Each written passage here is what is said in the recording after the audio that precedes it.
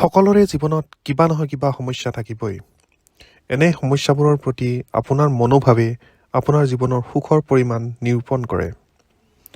যেতিয়া আপুনি কাৰোবালৈ সঁচাকৈ কেয়াৰ কৰে, তেতিয়া তেওঁলোকৰ ভুলবোৰে আপোনাৰ অনুভৱৰ কোনো পৰিৱৰ্তন নঘটায়। হয়তো মনৰ ভিতৰত খং উঠিব পাৰে, কিন্তু হৃদয়খনে কেয়াৰ কৰিবলৈ নেৰে। সফলতাই আপোনাক কোনোৱে নেদেখাকৈ সাৱটি লয়, আনহাতে বিফলতাই সকলোৱে দেখাকৈ পূৰ্ণহতীয়া স্বৰ সোধায়। জীৱন এনেকুৱাই। আপুনি বিচৰা জীৱন আৰু আপুনি জীয়াই থকা জীৱন, এই দুটাৰ মাজত ব্যৱধানখিনিয়েই হ'ল মানসিকতা, মনোযোগ আৰু ধাৰাবাহিকতা। এই তিনিটা বস্তুৰ সমন্বয় ঘটিলে আপুনি দেখি থকা সপোনবোৰ দিঠকত পৰিণত হ'বলৈ বেছি সময় নালাগে। মানুহে ভালপোৱা মানুহবোৰক এৰি থৈ নাযায়, তেওঁলোকে এৰি থৈ যায় ব্যৱহাৰ কৰি থকা মানুহবোৰক। মানুহ এনেকুৱাই। নিজৰ পানী নিজে কঢ়িয়ালেহে গম পোৱা যায় প্ৰতিটো টোপালৰ মূল্য কিমান। এয়াই জীৱন।